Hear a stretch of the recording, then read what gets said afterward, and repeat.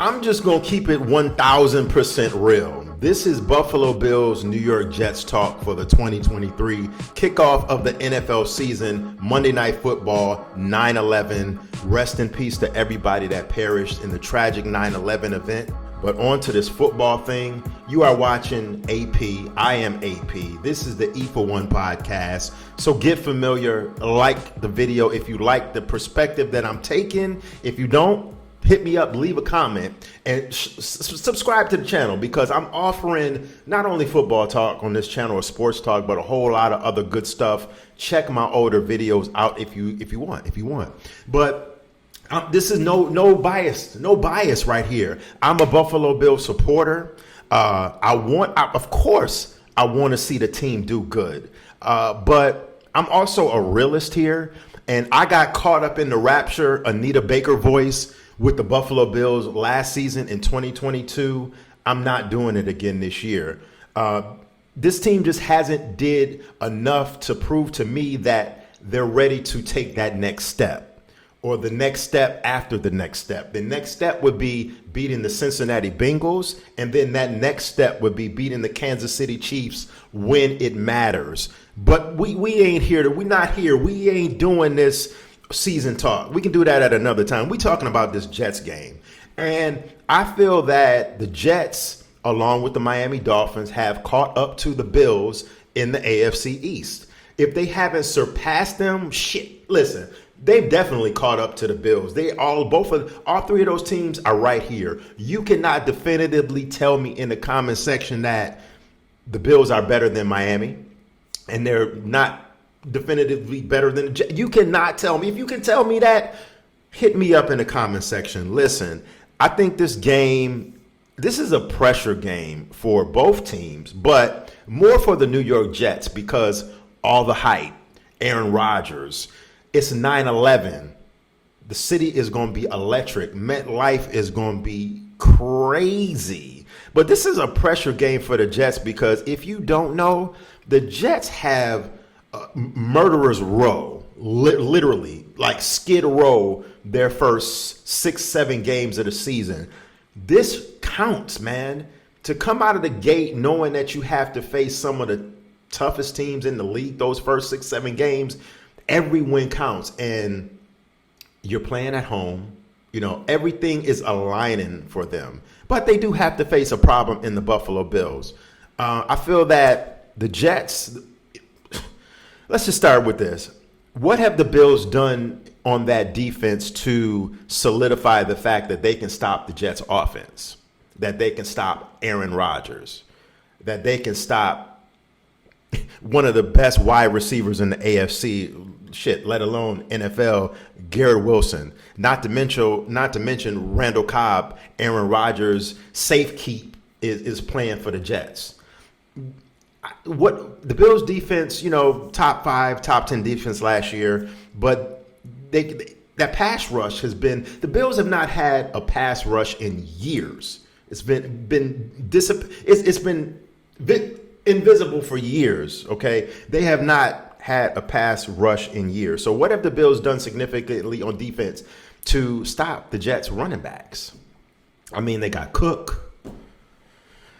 I mean, the Jets have like two of the best running backs in the NFL. Granted, one is coming off of a ACL tear, and he'll see he won't be, see the full amount of action that he would as if this was like mid-season for him because they're reworking him into the system because of his ACL, coming off of the ACL tear. But they have two of the best backs in the NFL. And that pass rush. Now, one thing that I will say works in the Bills' favor is that Jets offensive line is not good. But flip side, Freeway and Beanie Siegel, Freeway and Petey Crack. Flip side. The flip side of that is, shout out to Philly, shout out to Beans, everybody in Philly. Yeah, shout out to Eagles, of course. Why not? Shit. The Bills' offensive line is absolutely terrible. Did you see them in preseason? Listen, Josh was running for his ass in preseason, and historically, the Bills have not had a good offensive line since the days of Jim Kelly 30 years ago. The offensive line was terrible last year. They drafted Offensive linemen brought in some players, but they're on a prove it. They got to show it, man. They got to show it. So the Bills' offensive line is sus, very sus. So suspect, if you don't know what sus means. So Josh Allen might be running for his life on Monday night. Seriously. Josh's saving grace is the rookie tight end / receiver that they drafted. But Bills fans, if you're banking on a rookie to come in and make significant strides and make the deal, man, if you're banking on a rookie to come in and be that significant to where he changes the whole landscape of the offense in his first season, let alone first game of the season, you're kidding yourself. Stephon Diggs, let's just call it for what it is. Bills fans, listen, you might not want to admit to it, but he doesn't want to be in Buffalo. He really doesn't. You know, I'm predicting that this will be his last season in Buffalo for a number of different reasons. I don't have time to run down. But Stephon Diggs, he's going to ball out. He's going to do him. That's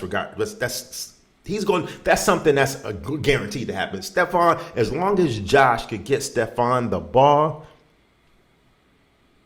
Gabe Davis, man, listen, he got a lot to prove. After that shitty season he had last year, that boy got a lot to prove, man. Is he a true number 2 wide receiver?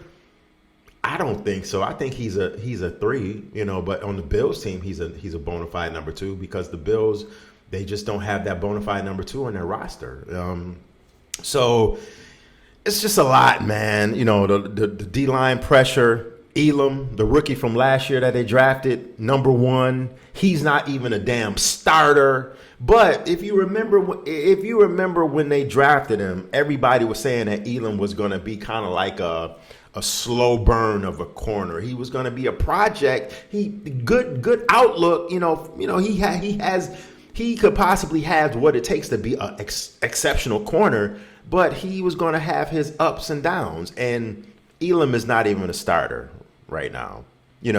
Along with that, Jordan Poyer's older, Matt Milano, Micah Hyde, all older, 3 staples of defense right there, along with Trey White, So I think Trey White is still going to do him. He'll be all right. But those other corner spot, I mean, he got a lot of question marks, man. Let's just call it for what it is, man. The Bills got a lot of question marks, man. They really do.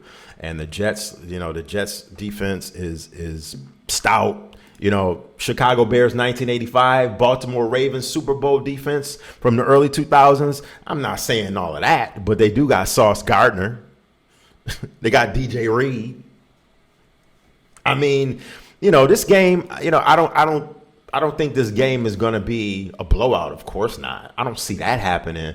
But I see, the Jets beat the Bills last season without Aaron Rodgers, right? And this game means a lot for them. I'm taking the Jets in this one. I'm saying it's going to be like 24-17-ish around there, 20, maybe like 24-14, Jets. Let me know what you think in the comment section. I know I'm leaving out a lot. Because it's a lot to seriously break down, and I don't want to do a 20-minute vid talking about pros and cons and, breaking this down like I work for ESPN, because I don't.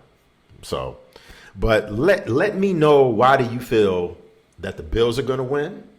And let me know why you think I'm dead ass wrong, because I know a lot of you watching this like, who is this motherfucker talking?